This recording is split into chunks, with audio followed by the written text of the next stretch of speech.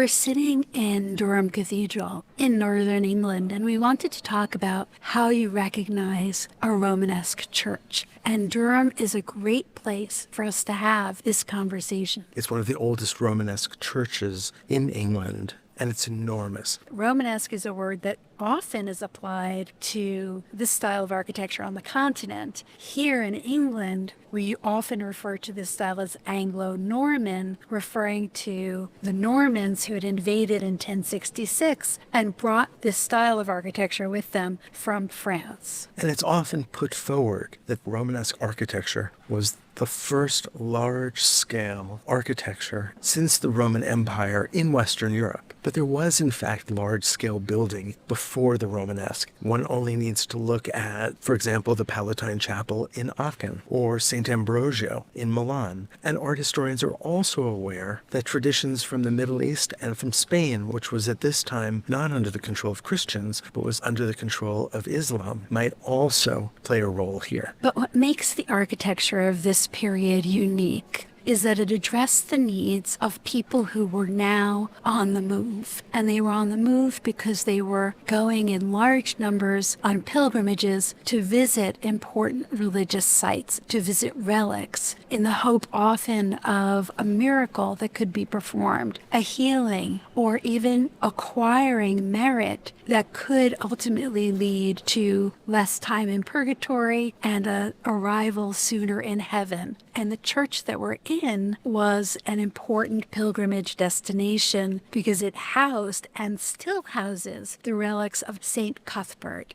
Churches had to be built to accommodate large numbers of pilgrims, and those pilgrims brought wealth to the towns that held these relics. And the wealth that pilgrims brought with them, which was spent at local inns or to purchase souvenirs or direct donations to the church, meant that there was money to build these large-scale structures. It also meant that the design of the building needed to be able to allow for large numbers of people to move through without interrupting, for instance, a mass that might be taking place at the high altar. And there had to be chapels that contained the relics that the pilgrims could visit. Let's begin with the basic plan. This church uses the plan of a basilica, which is actually an ancient Roman type of building that was adapted by early Christians. Basilicas in the Romanesque era often also included a transept. That is a second hall, perpendicular with the main hall, which we call the nave, and therefore gives the entire building the outline of a cross. They also often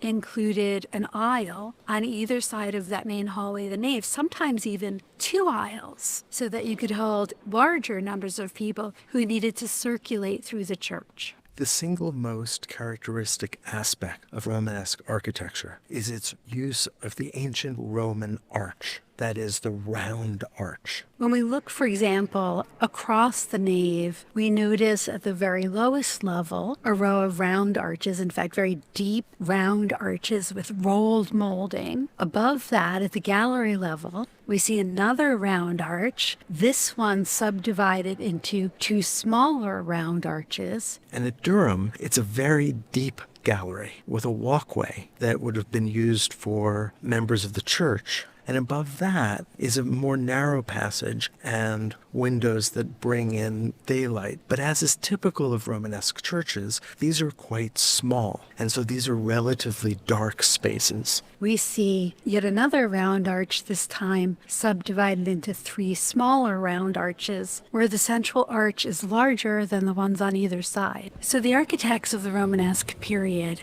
had to span the nave. And to do that, most Romanesque churches used a barrel vault. Usually the barrel vault runs the length of the nave, but in certain Romanesque churches, because the Romanesque is a period of experimentation, a series of segmented barrel vaults run laterally across the nave as opposed to down its length. An example of that can be seen at Tournus in Burgundy. In the nave, the aisles, the crossing, and the chancel in Durham, we see the use of ribbed groin vaults. So this is a very early use of a ribbed groin vault, which will see extensive use in the period after the Romanesque, called Gothic.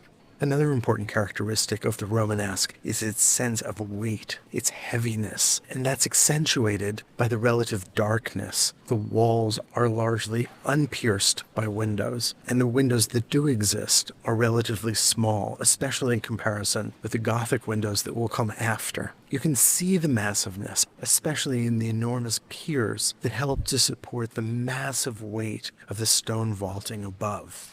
What you can't see is the thickness of the walls beyond the aisles. These walls are as much as 9 feet thick in certain places. That is, an enormous amount of stone had to be piled up in order to support the weight of the stone vaulting. And here we begin to see the use of compound piers. In Durham Cathedral, those bundled piers alternate with cylindrical piers or columns that are incised with a variety of decorations. Closest to the west end of the church, we see just vertical fluting. Next, we see chevrons, and then we see diamonds. And then as we get closer to the more sacred part of the church, we see a spiral pattern.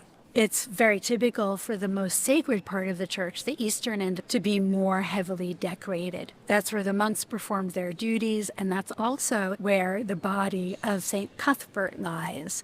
There's a wonderful geometric simplicity to a Romanesque church. When you walk through it, you notice these distinct geometric parts. And yet another typical feature of the Romanesque is a love of a kind of architectural marginalia. If you look at illuminated manuscripts, of course the scribe is paying most of their attention to accurately copying the text. But there are moments where the scribe will create little drawings that have little to do with the text, that are just playful asides. And there is an architectural equivalent of that. In many Romanesque churches, there are fanciful carvings, often of heads, of monsters, of grotesques, that are meant to perhaps horrify, but also to entertain. And we can see that here in the wonderful heads that form the corbels from which spring the ribbed groin vaults. It's interesting to note that although the basic building elements, the basilica plan and the round arch, are borrowed directly from ancient Roman architecture, the Romanesque is a truly international style. The elements that we've discussed can be seen in churches from England to Italy. And we're lucky that here at Durham Cathedral, so much of the Romanesque style remains. Often parts of Romanesque churches were torn down to make room for the new Gothic style. But here at Durham, we get a true sense of Anglo-Norman or Romanesque architecture.